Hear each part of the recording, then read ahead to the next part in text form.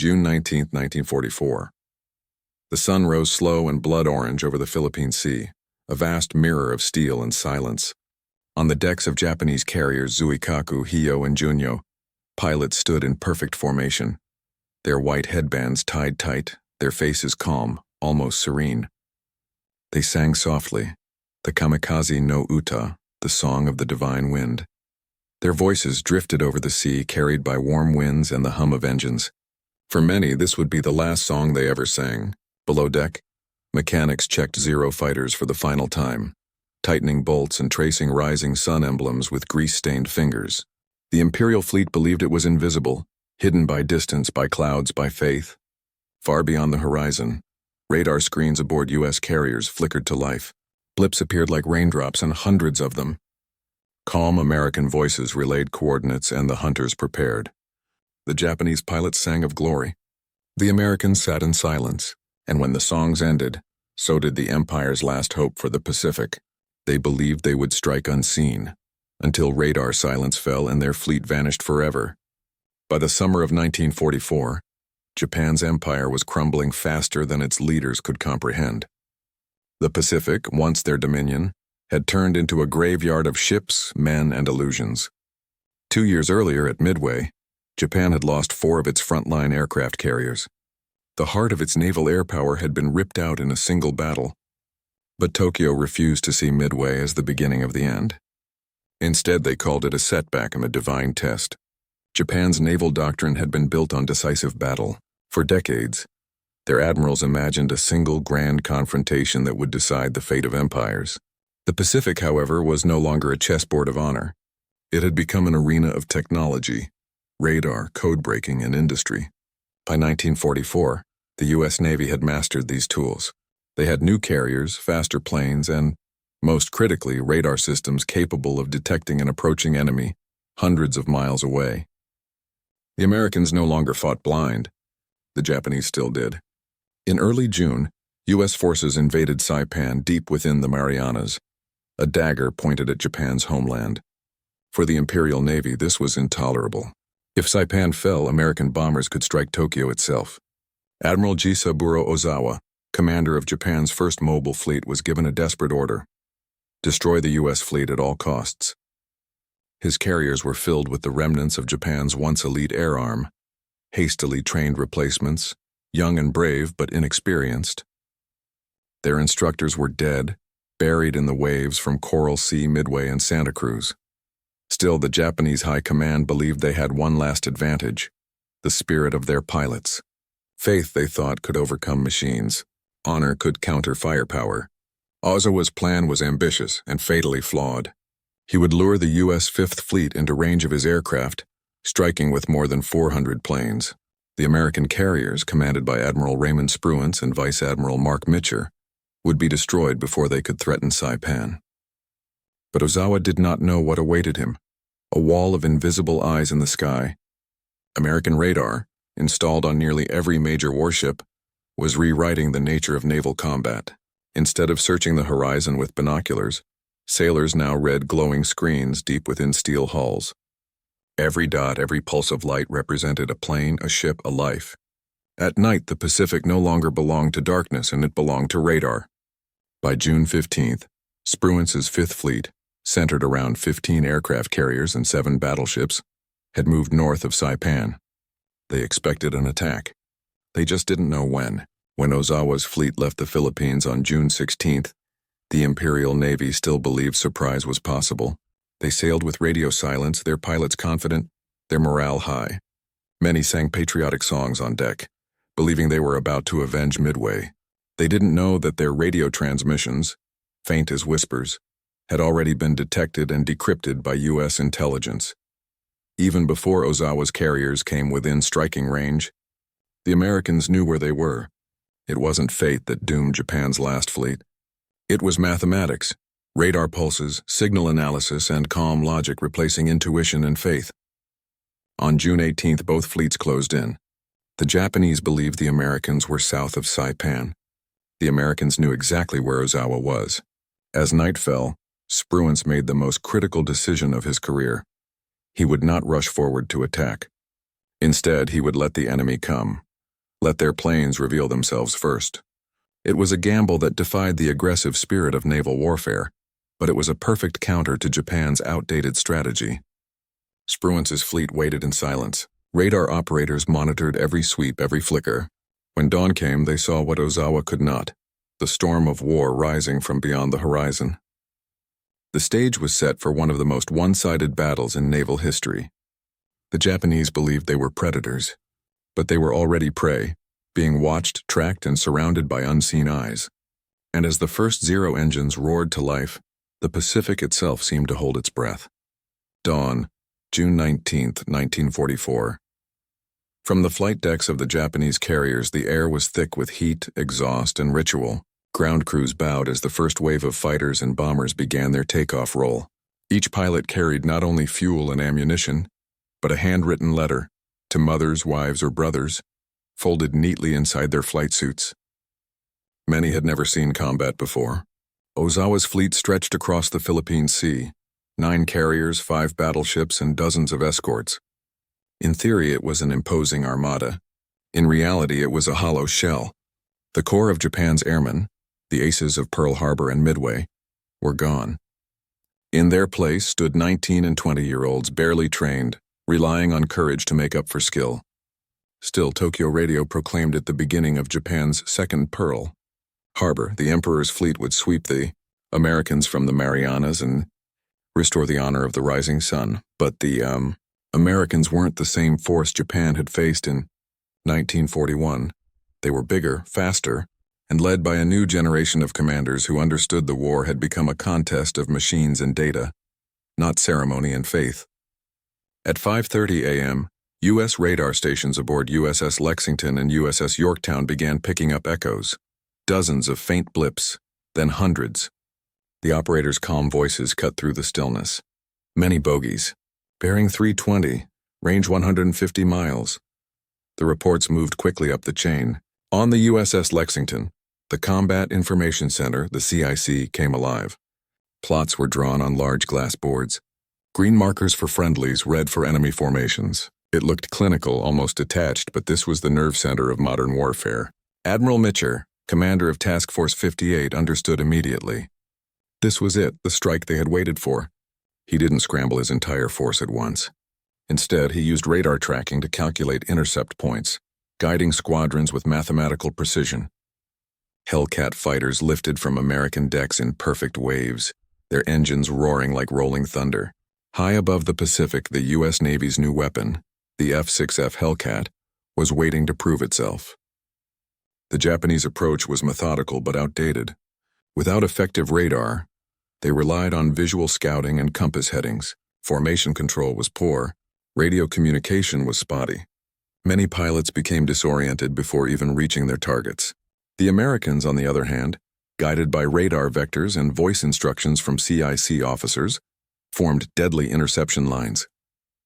Within minutes, the first Japanese strike group was spotted, 70 miles out, and before any of them saw an American carrier, Hellcats fell upon them like a storm. The Japanese were fighting an enemy they couldn't see, one that seemed to appear from the clouds themselves. By 10 a.m., the battle had turned into chaos. American pilots, communicating by radio, cut down formation after formation. In the skies above the Philippine Sea, precision defeated passion. Down below, the Japanese fleet waited for word, any word, of success. They heard only static. This wasn't the battle Japan had prepared for. Their doctrine still revolved around decisive carrier duels, massive exchanges of planes, proud ships fighting with invisible range. But the Americans had changed the game. They fought by radar, by invisible geometry. When the second and third Japanese waves took off, they followed the same doomed path. Many were shot down before even sighting an American ship. Others, running low on fuel, ditched into the ocean on their return. By noon, Ozawa's confidence began to falter. His radar, primitive and inconsistent, offered little help. His flight leaders, unable to coordinate effectively, returned piecemeal or not at all. The radios that once carried songs and victory chants now fell silent. In Washington, analysts at the Office of Naval Intelligence would later note that this was the day Japan's naval air arm effectively ceased to exist. But on that June morning, in the blinding Pacific light, None of that was clear yet. The Japanese believed more waves would turn the tide. The Americans simply watched, listened, and waited for the next swarm to appear on their glowing radar screens.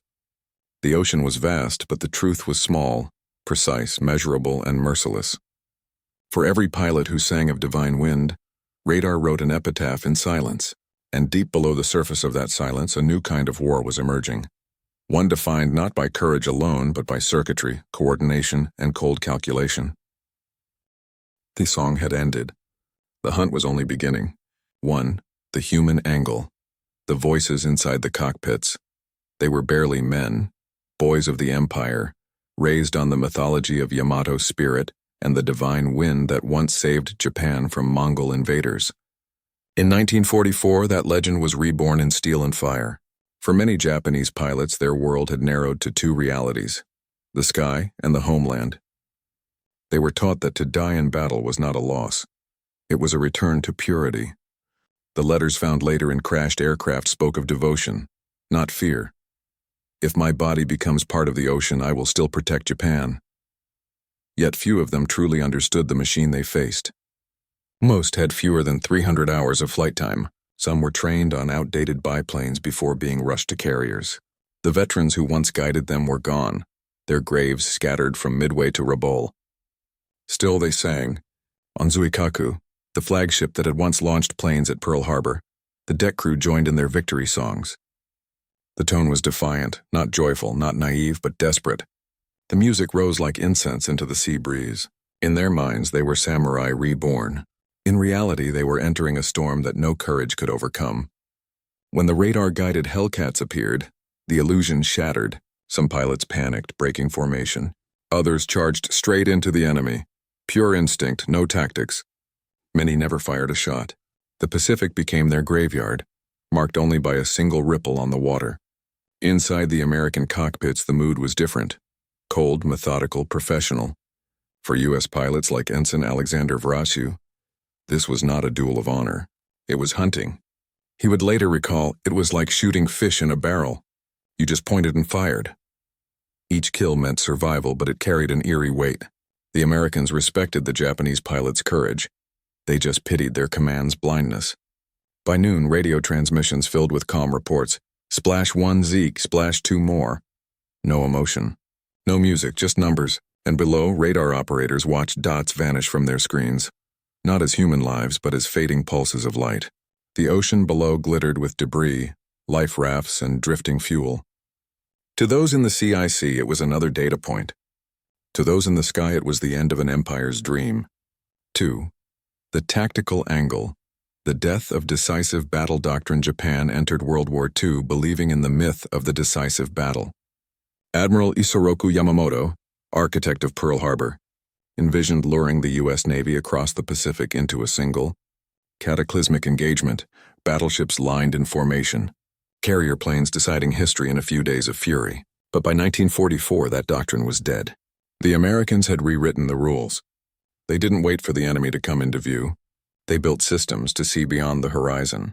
Radar had become the Empire's worst nightmare, an invisible force that neutralized surprise. At the heart of the American fleet were the Combat Information Centers, CICs, dark steel rooms filled with glowing screens, plotting boards, and soft-spoken officers who turned data into death. Every blip on a radar scope became an equation: range, bearing, altitude, intercept time. This was war by geometry. Japanese formations, trained for symmetrical approach patterns, disintegrated against radar-guided counterfire. The Americans intercepted them before they could even dive into attack position. In a traditional duel, Japan's Zero fighters excelled, agile, graceful, unmatched in maneuverability. But against coordinated radar defense, their strengths became meaningless. Speed and agility could not defeat precision and prediction. U.S. carriers worked as a synchronized organism. When radar picked up incoming waves, intercept groups launched automatically, guided by continuous bearings from CIC officers. Anti-aircraft gunners were alerted even before they saw the first glint of sunlight on an enemy wing. Each American carrier was no longer a single ship. It was part of a neural network across the sea. Information flowed faster than sound, faster than instinct. Japan had no answer to that. Their ships relied on visual spotters and guesswork. Their formations were isolated, their coordination fractured by distance and poor communication. When Ozawa launched his attack, he imagined multiple carrier groups converging on the Americans from different directions. But without shared radar coverage, his pilots often flew blind, missing targets entirely or attacking decoy positions. In one tragic instance, a full squadron of torpedo bombers, misdirected by outdated navigation charts, dropped their payloads into empty ocean, believing they had struck an enemy carrier. The Americans didn't even notice. Meanwhile, Admiral Mitcher's radar screens painted a perfect picture of the battlefield. He didn't need to see the Japanese fleet, he could sense it. For every Japanese aircraft launched, an American countermeasure was already in motion. This was the dawn of network-centric warfare, the transition from courage-based combat to intelligence-driven annihilation. By the time the second wave approached, Japan's tactical doctrine was collapsing. The pilots, exhausted and terrified, followed orders rooted in an earlier century. The admirals on their bridges, still clinging to the honor code of the Imperial Navy, could not comprehend how their attacks failed before they began. The decisive battle had finally come near, but it was decided by electricity, not steel. For the first time in history, man's eyes no longer needed to see his enemy to destroy him. The human and tactical dimensions intertwined, courage dissolving under cold precision, tradition swallowed by innovation. And as the afternoon sun burned through the clouds, a new dimension emerged, technology itself, the silent weapon that reshaped the Pacific. 3. The technological angle, radar and the age of invisible war. In the Pacific War, technology didn't just tip the balance, it redefined the meaning of battle. By mid-1944, radar had evolved from an experimental gadget into the beating heart of the U.S. Navy. Every major carrier and battleship now carried air search radar systems like the SK and SC-2, capable of detecting enemy aircraft over 150 miles away. Beneath the decks, operators in dark rooms stared at phosphor screens glowing green, tracking incoming formations in real time. This invisible vigilance changed everything. Before radar, carrier warfare was a matter of luck and eyesight. Pilots relied on spotters, scouts, and weather to locate their enemy. Now the Americans could see without seeing, a godlike advantage in a war fought across thousands of empty miles. In the Battle of the Philippine Sea, that advantage became destiny. The Japanese launched wave after wave of aircraft, believing the Americans were still blind to their approach. But every time an engine started, every time a radio transmitted, radar picked it up. The CIC, Combat Information Center, turned the chaos of the skies into organized geometry. Bearings, altitude, and speed were computed instantly, and fighter directors issued calm mathematical commands. Vector 260, Angels 20. Intercept in 4 minutes, no shouting, no guesswork. The voice of technology replaced instinct. The Hellcat pilots, guided with precision unseen in any previous war, turned that data into fire. Each interception was timed to perfection, squadrons crossing paths with enemy formations like blades through silk. The Japanese had radar too, but theirs was primitive, short-ranged, unreliable, and poorly integrated. Most of their ships lacked a centralized control system. They could detect an enemy in theory, but not coordinate a defense or attack around it. To the Americans, radar was not just a device. It was an ecosystem, a nervous system linking ships, aircraft, and decisions into a single mind. That single mind was now staring straight into the heart of the Empire's last fleet. It wasn't brute force that destroyed the Japanese that day. It was information, invisible, relentless, and exact. 4. The leadership angle, minds behind the machines. At the command levels, two men embodied opposite worlds. Admiral Jisaburo Ozawa, commander of Japan's first mobile fleet, was a veteran of the Old Navy, a man of discipline and intellect, known as the Gentleman Admiral. He had fought in China, studied naval tactics for decades, and believed in the moral superiority of Japanese spirit. But Ozawa faced a reality his upbringing had not prepared him for. He was commanding an empire fighting ghosts, radar contacts, phantom squadrons, and carriers that struck from beyond sight. His decisions were constrained by doctrine and honor. He couldn't see that the world had moved beyond them.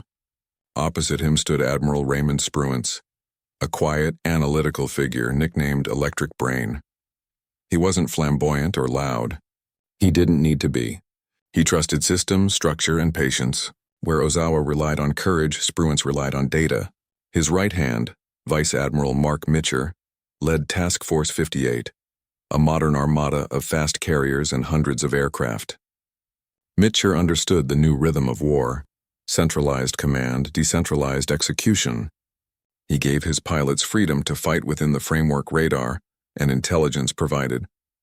When Ozawa launched his first wave, Spruance didn't rush forward like Yamamoto would have. He stayed calm. He let Ozawa reveal himself.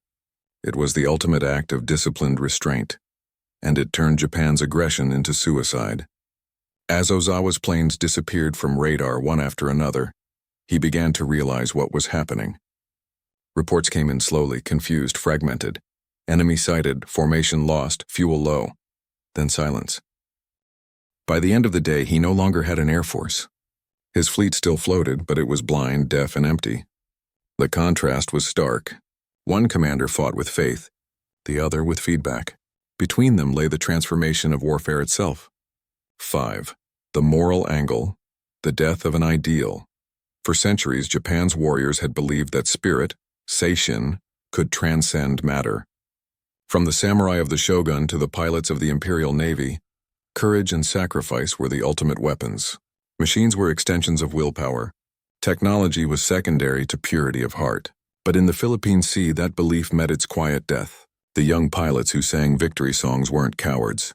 They were idealists, born into a culture that equated death with meaning. They believed their sacrifice would shape destiny. Yet destiny had moved on, into a world where machines decided who lived and who died long before human eyes met across the sky. To the Americans, this wasn't personal. It was procedural. Kill ratios, intercept times, radar sweeps. War reduced to arithmetic. It was efficient, even humane by comparison to the island massacres. But it was also cold. The humanity of battle had been stripped away, replaced by the hum of circuits and the rhythm of reports. When the battle ended, the Japanese survivors floated among the wreckage, looking up at a sky that had betrayed them. Their songs were gone. Their empire had vanished not in fire but in silence. And somewhere deep in that silence, the moral truth of modern war emerged: that bravery alone, no matter how pure, cannot stand against the logic of technology. The divine wind had blown once again, but this time it blew Japan away. From every angle, human, tactical, technological, and moral, the outcome had become inevitable. The Japanese fleet had sailed into the future and been erased by it. The next phase would make that erasure complete: the battle's climax, the moment when victory songs gave way to radar silence. June 19, 1944, the Philippine Sea. The morning broke clear and bright, the kind of Pacific dawn that had once favored the Japanese, when their Zeros ruled the skies and the rising sun seemed eternal. But this dawn carried something different: a stillness, a sense of precision that felt unnatural, mechanical, almost preordained. On the decks of Zuikaku, Junyo, and Hio, flight crews worked furiously. Engines coughed and screamed to life. The air shimmered from exhaust and salt.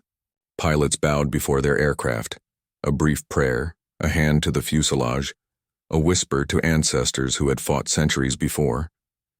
Ozawa's first wave, 69 fighters, 43 dive bombers, and 24 torpedo bombers, lifted off in tight formation. Below, sailors waved white flags of farewell. From the flagship's loudspeakers, a military chorus began the Umi Yukaba. If I go away to sea, I shall be a corpse washed up. If I go away to the mountain, I shall be a corpse in the grass. The words carried over the water, solemn and resolute. But hundreds of miles away, aboard USS Lexington, the song ended before it reached its last verse. Radar operators were already tracking them. At 9:30 a.m., the first blips appeared on American screens, small, faint echoes moving north to south. Within minutes, dozens more filled the scope. The CICs aboard Lexington and Hornet coordinated seamlessly, triangulating range, altitude, and direction. Calm voices spoke into headsets. Many bandits. Range 120 miles, bearing 270. Admiral Mitcher nodded once. Launch the fighters. It began. The first American interceptors, F-6F Hellcats of Fighter Squadron 16, roared into the sky. Their climb was smooth, disciplined. They didn't need to search. Radar had already drawn them a path. At 10:04, 60 miles from the fleet, they met the first Japanese wave. The clash was instantaneous. Sunlight flashing off canopies, tracer fire slicing through air like threads of light. But the difference was overwhelming. The Hellcats dove from altitude with superior speed and armor. The Japanese Zeros tried to twist and roll, but their turns were slower, their dives shallow. One by one, the formations disintegrated. Ensign Alexander Vrachiu, flying with VF-16, shot down 6 dive bombers in 8 minutes, one of the highest single-day tallies in naval history. His gun camera film would later show calm precision. Bursts of tracer, a sudden plume of smoke, another target acquired. Below him, the sea glittered with debris and parachutes. The Japanese had expected to strike first. Instead, they were erased before reaching the horizon. At 10:50, a second Japanese formation was detected. Another 100 aircraft.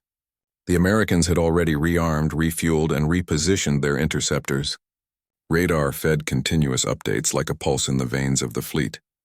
Every maneuver Ozawa ordered was anticipated. Every surprise met by mathematics. By 11:20, the second wave was engaged and, again, annihilated. The few bombers that broke through met walls of anti-aircraft fire so dense they seemed solid. The sky above the carriers turned into a dome of exploding steel and smoke. Only one American carrier, USS Wasp, suffered minor damage. None were sunk. By noon, nearly 200 Japanese aircraft were gone. The third and fourth waves fared no better. Launched in desperation, they lacked coordination and escort. Pilots were exhausted, many disoriented by faulty navigation or limited fuel. Some never found the Americans at all. Others were lured toward false radar contacts, chasing ghosts across the endless sea. A few, realizing the futility, turned back. Many didn't make it home. At 1:30 p.m., one radio operator aboard Zuikaku reported the truth no one wanted to say aloud. "Enemy radar too strong. Our attacks are being destroyed in the air." Then the line went silent. For the Americans, the day unfolded like an orchestrated execution. Reports came steadily to Admiral Mitcher's command room. First wave eliminated. Second wave intercepted. No hits on major vessels. The calmness was eerie. Men were dying by the thousands out there. But inside the CIC, everything was numbers and bearing lines. By late afternoon, the air was littered with fragments. Aluminum, oil, wings, and life jackets drifting on the blue expanse. The Pacific looked peaceful again, indifferent as always. From Ozawa's perspective, the silence was unbearable. He had launched nearly all his available aircraft. Very few returned. Those that did spoke of an enemy they never saw until the tracer fire hit. His fleet still floated and massive, glittering, majestic, but it was blind and toothless. The Japanese Empire had lost its eyes. On American decks, pilots returned to applause, though none cheered. The sky smelled of gunpowder and salt. The horizon glowed red in the sinking sun. Some airmen leaned on the rails and looked at the floating wreckage far below, the shattered wings of Zeros and the oil-stained waves. There was no triumph in their faces, only disbelief at how one-sided it had been. That night, the U.S. fleet stayed on alert. Radar screens pulsed quietly, scanning for any sign of new attack. There was none. In the distance, the Japanese fleet drifted through the darkness, silent, wounded, and unseen. The victory songs had ended. In their place came only static. By late afternoon, the Philippine Sea had turned from blue to ash gray, the color of burning oil and distant thunder. The battle that had begun with ceremony and song was now dissolving into ruin. Admiral Jisaburo Ozawa stood on the bridge of Zuikaku, the last surviving veteran of Pearl Harbor's 6 carriers. Around him, the air smelled of salt and exhaustion. His officers whispered casualty reports in disbelief. First Air Squadron, lost contact. Second, no returns. Third, fuel exhausted. The numbers told a story the Admiral refused to believe. Almost 300 aircraft gone before evening. He still had ships, but they were ghosts without wings. Meanwhile, far to the east, Admiral Mark Mitcher prepared his counterstroke. At 4:30 p.m., after hours of holding back, Mitcher ordered a massive retaliatory strike. More than 240 American aircraft, Hellcats, Avengers, and Helldivers, lifted off in perfect formation, bound for the last known position of the Japanese fleet. The sun was already setting, but radar had given them something no army in history had ever possessed: the ability to fight in the dark.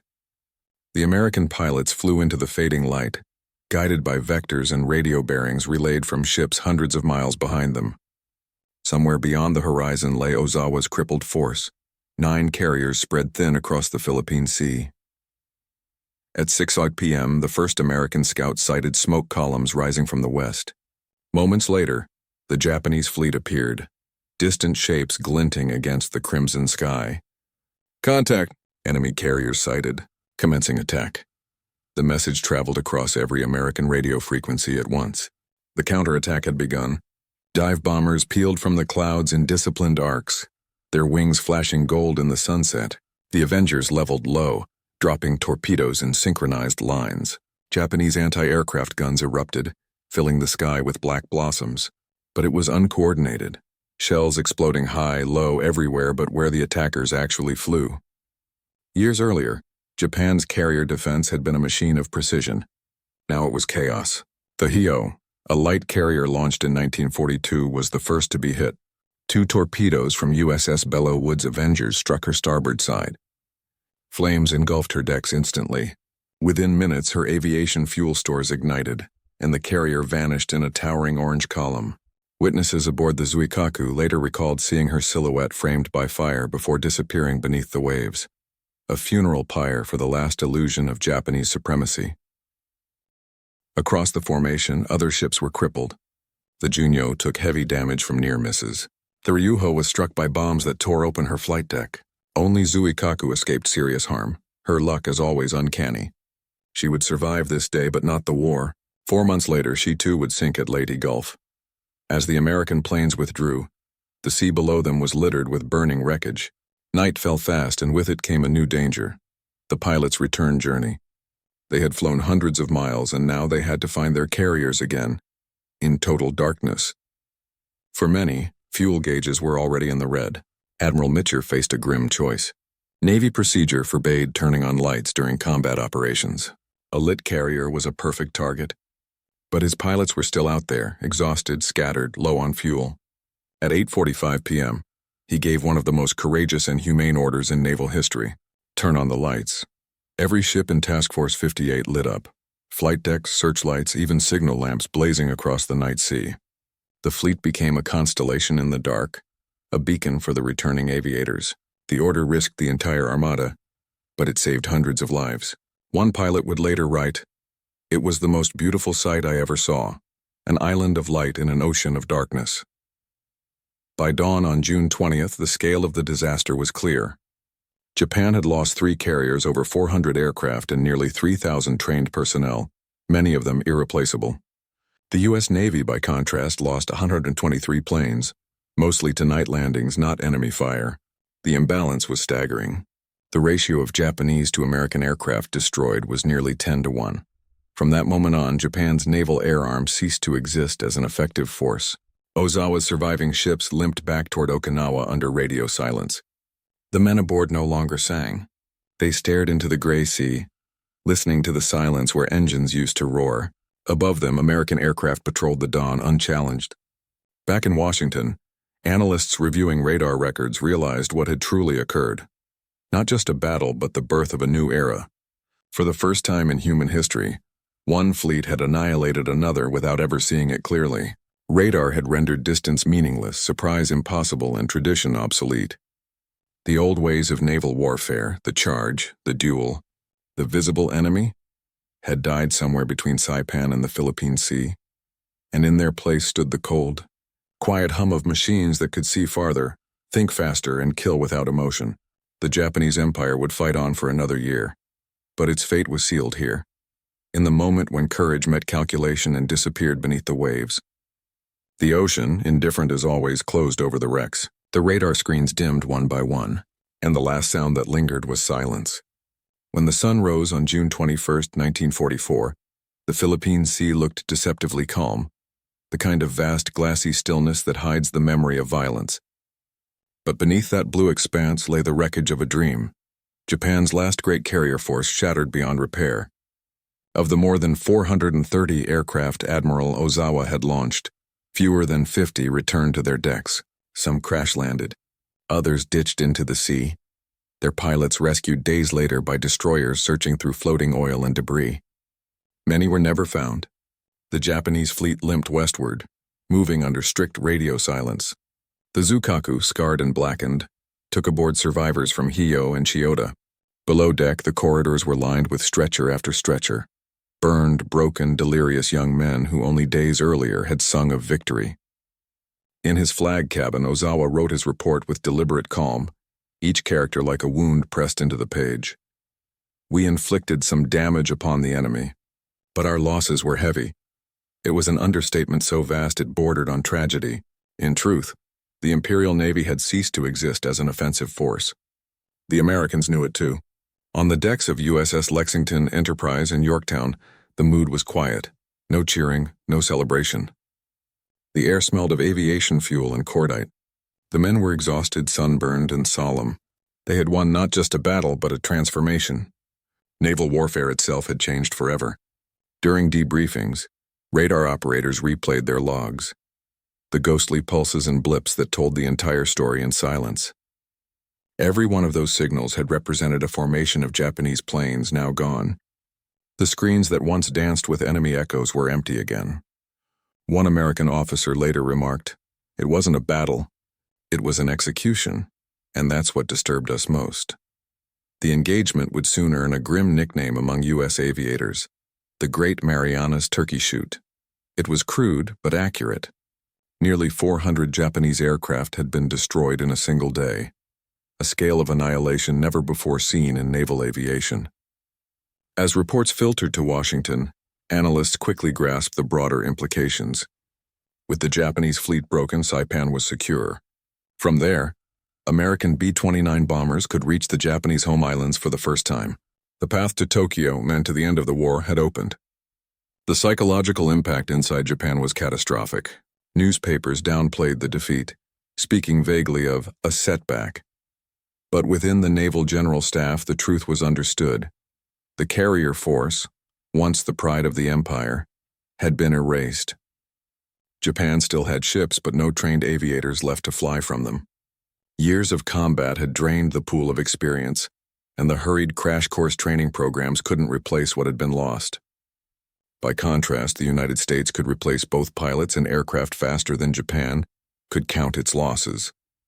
Factories in California, Texas, and New York produced planes in weeks. Japan needed months. For the first time since Pearl Harbor, the balance of the Pacific War was beyond question. In the following weeks, U.S. forces pressed their advantage. Saipan fell by early July after brutal fighting. Guam and Tinian soon followed. From those islands, long-range bombers would later launch the attacks that set Tokyo aflame. Admiral Raymond Spruance's calculated patience, and once criticized for caution, was now hailed as genius. His decision to let the enemy strike first, to trust radar and reason over impulse, had saved thousands of lives and delivered one of the most decisive victories in naval history. In contrast, Ozawa's name would fade into quiet sorrow, a man too intelligent to believe in illusions, yet too bound by duty to defy them. By the time his fleet reached Okinawa, the Imperial Navy was a shadow. No carrier could launch a full strike again. No pilot corps remained to rebuild. The silence that fell over Japan's harbors was deeper than defeat. It was extinction. A modern navy had met the future, and it had not survived the encounter. The ocean had become both witness and grave. In the days and weeks that followed the Battle of the Philippine Sea, Japan's naval command confronted a truth they could neither deny nor repair. The empire's once invincible fleet, the instrument of expansion, pride, and faith, had vanished not in one climactic duel, but in an invisible storm of logic. Admiral Ozawa's after-action report reached Tokyo on June 23rd. It was short, restrained, and almost painfully dignified. He accepted full responsibility, praised his pilots' bravery, and stated that further offensive operations by carrier aircraft are no longer feasible. For a man raised in the traditions of the Imperial Navy, it was a confession of death. In the map rooms of the Naval General Staff, silence replaced ceremony. Red markers that once swept triumphantly across the Pacific now clustered around the home islands. Staff officers stared at the charts in disbelief. The ocean that had once carried Japan's ambitions was now an open wound surrounding them. No amount of faith, no ritual of purification could restore what had been lost. The Americans, meanwhile, understood what they had achieved, though few grasped the full magnitude in that moment. The Fifth Fleet had not merely defeated an enemy, it had rewritten warfare. The integration of radar, communications, and air power into a single coordinated system proved that intelligence was now the supreme weapon. Future admirals studying the Philippine Sea would later call it the prototype of the modern battlefield. Distributed command, electronic awareness, predictive interception, the birth of digital warfare in analog form. For the U.S. Navy, it validated years of scientific investment. Engineers, mathematicians, and physicists, often dismissed as civilians unfit for war, had just delivered the greatest naval victory in history. The lesson was clear. The future belonged not to the warrior who shouted loudest, but to the mind that listened best. In Japan, however, the cultural aftershock ran deeper than strategy. The ideals of Bushido, sacrifice, obedience, and spiritual victory, had been weaponized throughout the war. Young pilots were told that moral strength could overcome technological inferiority. That belief had carried them into the skies singing. Now their silence returned to haunt the nation. The loss at the Philippine Sea forced a grim reckoning inside the Imperial Command. With its carrier air wings gone, Japan turned increasingly to kamikaze tactics, a desperate inversion of the same ideology that had failed over the Marianas. If machines had rendered courage irrelevant, then courage alone would be made a weapon. It was not strategy, it was despair. Those who had once sung of divine wind would now become it, young men guided not by radar but by fatalism. In this way, the silence left by the Philippine Sea became an echo that would carry into Okinawa, Leyte Gulf, and finally, the skies over Tokyo. For the Americans, radar silence held a different meaning. It was the calm after total control, the moment when technology reached such perfection that even chaos obeyed it. When the battle ended, radar operators aboard USS Lexington dimmed their screens for the first time in 48 hours. The last Japanese blips had disappeared hours before. One sailor recalled later, "The scope went blank. Just static. That's when it hit me. The enemy wasn't coming back." The phrase radar silence soon entered naval vocabulary as both signal protocol and symbol, the quiet that follows annihilation.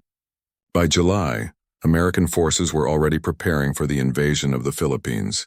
The Japanese fleet, battered, almost aircraftless, could no longer intervene.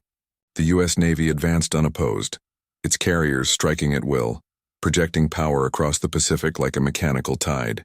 The empire that had once conquered from Manchuria to New Guinea was now compressed into its own shrinking circle of islands. Each new assault, Tinian, Guam, Leyte, tightened that circle.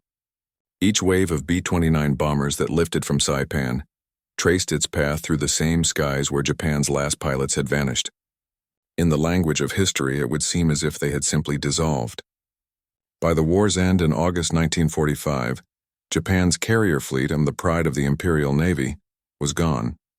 Of the 25 major carriers built before and during the war, all had been sunk or crippled. The same ocean that had once borne their victories now held their graves. When survivors of Zuikaku gathered months later in Yokosuka, they spoke quietly of the songs sung before takeoff, of friends lost, of how the horizon had seemed endless that morning. None mentioned radar. None needed to, because radar was not just the weapon that defeated them.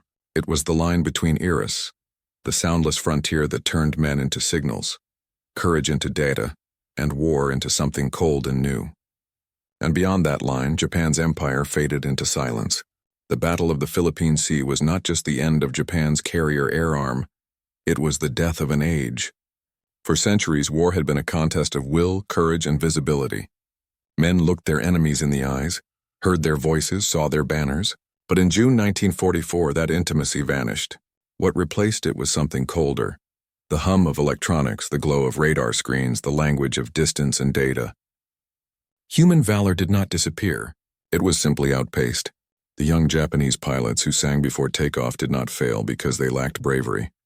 They failed because their world no longer fit the battlefield they entered. They fought as their fathers had taught them, with faith in spirit, destiny, and the invincibility of sacrifice. But against machines that could see through clouds and calculate death in advance, even the purest devotion became obsolete. Their defeat was not moral, it was temporal. They belonged to another time, For the Americans, victory brought no exultation. Many who fought that day later admitted they felt unease, as if something deeply human had been lost along with the enemy. Radar had given them omniscience, but it had also made killing impersonal. The ocean no longer needed eyes or instinct. It required only coordinates. In that sense, both sides lost something in the Philippine Sea. Japan lost its empire, its myth, its sons. America lost the last vestige of innocence in modern war. What began that day was the age of invisible conflict, where machines replaced sight, algorithms replaced chance, and the battlefield stretched beyond human comprehension. The echoes of that transformation reach far beyond 1944. Every satellite scan, every missile guidance system, every screen that turns men into blips owes its lineage to those first glowing radar scopes in the Pacific. The Japanese pilots sang of eternity. In a way, they were right. Their voices still linger in that ocean, carried not by wind but by memory, because the silence that followed their songs was not empty. It was the beginning of our modern world.